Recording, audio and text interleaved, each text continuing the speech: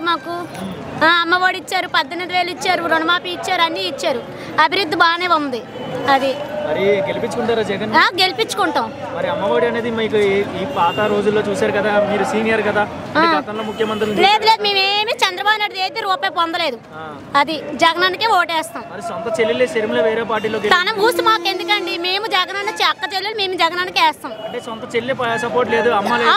అప్పుడు కూడా జగనన్న వదిలే బాణాన్ని అన్నది కదా, ఏమైంది ఇప్పుడు ఒకటి అప్పుడు ఒకటి ఏంటి? జగనన్న వదిలే పెద్ద బాణాన్ని అన్నది, ఆ బాణం ఉంటది కదా, ఏదో ఉంటది రక్త సంబంధం అనే తర్వాత అది కాదు కదా. మాకు మాత్రం జగనన్నే కావాలి. ఒకప్పుడు మనం వెళ్ళి తెచ్చుకోవాల్సి వచ్చేది, ఏమైనా తెచ్చుకోవాలంటే ఇప్పుడు ఇంటికాడికే వస్తున్నాయి. ఆ వారంటీ వాళ్ళు వస్తున్నారు అన్నిట్లకు. వెళ్ళి ఒకరి కింద తలదించుకోవాలి. లేదు లంచాలు గించాలు ఎట్లేవు. వాళ్ళే వస్తున్నారు మన దగ్గరికి.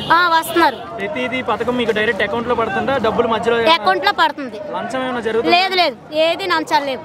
రేషన్ ఉచితంగా, రేషన్ ఫ్రీగా ఇస్తున్నారు. వాలంటీర్లు సక్రమంగానే చేస్తున్నారు, బాగానే చేస్తున్నారు. సచివాలయాలు వచ్చినాయా? అన్ని వచ్చినాయి. రైతు భరోసా కేంద్రాలు అన్ని వచ్చాయి. ఉచితంగా హాస్పిటల్స్ అన్ని కామన్ గా చూస్తున్నారు. అన్ని బాగానే ఉన్నాయి. డబ్బులు ఏ రూపాయి తీసుకోవట్లేదు. ఎక్కడి నుంచి వచ్చారమ్మా? మేము ఆదర్శనగర్ నుంచి వచ్చాం. ఎందుకంత దూరం నుంచి ఎండలో ఇక్కడికి వచ్చారు? జగనన్న చూడడానికి వచ్చాం. ఎందుకలా అంత అభిమానం. ఎండలో వచ్చారు? లేదు బస్సులోనే వచ్చాం. బస్సులో వచ్చారు. బస్సులో అంటే ఎండలోనే వచ్చినట్టు. ప్రజెంట్ అయితే ఇక్కడ మీరు ఇక్కడికి వచ్చారు కానీ జగన్ చూడలేకపోతున్నారు. ఎందుకు చూడలేం? బాగుంది. ఎందులో ఇంకే వెళ్తామని వెళ్ళలేదు. అంత బాగానే ఉంది. అంత బాగానే ఉంది. ఏదైనా మళ్ళీ చంద్రబాబు నాయుడు వస్తాడంట. వద్దు, జగన్ వస్తాడు. మాకు జగన్ అనే కావాలి.